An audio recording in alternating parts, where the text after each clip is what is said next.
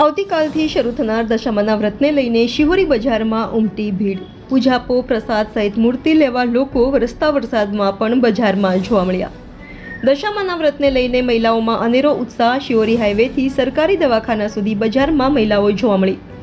તાલુકામાં દશામાના વ્રતને લઈને ઠેર ઠેર બજારોમાં જોવા મળી ભીડ। રિપોર્ટર ભગવાન રાયગોર, ઇન્ડિયા 24 ન્યૂઝ, કાંકરેજ।